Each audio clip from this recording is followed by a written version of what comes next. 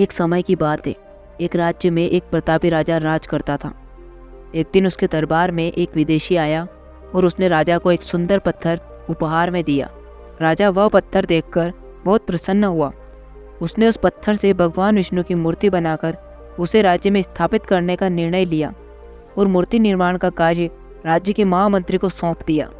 महामंत्री गांव के सर्वश्रेष्ठ मूर्तिकार के पास गया और उसे वह पत्थर देते हुए बोला कि महाराज मंदिर में भगवान विष्णु की प्रतिमा स्थापित करना चाहते हैं।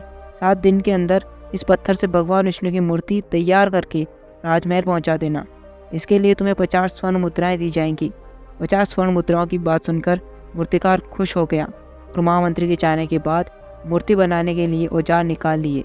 अपने औजारों में से उसने हथौड़ा लिया और पत्थर तोड़ने के लिए उस पर हथौड़े से वार करने लगा, लेकिन पत्थर पर कोई भी असर नहीं हुआ।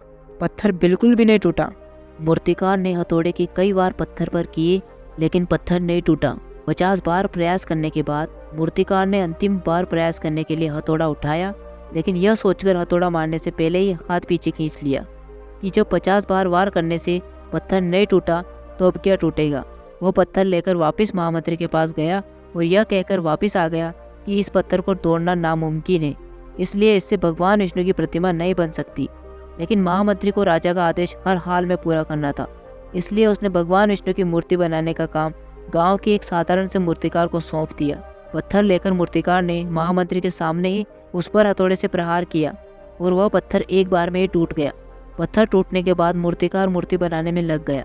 इधर महामंत्री सोचने लगा कि काश पहले मूर्तिकार ने एक अंतिम प्रयास और किया होता तो सफल हो गया होता और 50 स्वर्ण मुद्राओं का हकदार होता। इस कहानी से हमें यह सीख मिलती है कि हम अपने जीवन में ऐसी परिस्थितियों से गुजरते हैं।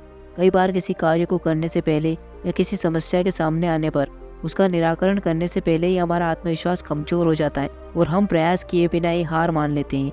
कई बार 1-2 प्रयास में असफलता मिलने पर आगे प्रयास करना छोड़ देते हैं, जबकि हो सकता है कि कुछ प्रयास और करने पर कार्य पूरा हो जाता या समस्या का समाधान हो जाता।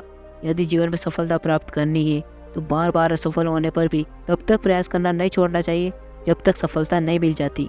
क्या पता जिस प्रयास को करने से पहले हम हाथ खींच ले वही हमारा आखिरी प्रयास हो और उसमें हमें कामयाबी प्राप्त हो जाए। तो यदि यह कहानी आपको पसंद आई और आपको इस कहानी से कुछ सीखने को मिला तो वीडियो को लाइक करें और चैनल को सब्सक्राइब करें। मिलता हूँ मैं इसी तरह की दूसरी कहानी के साथ। तब तक संघर्ष करते रहो, आगे बढ़ते रहो।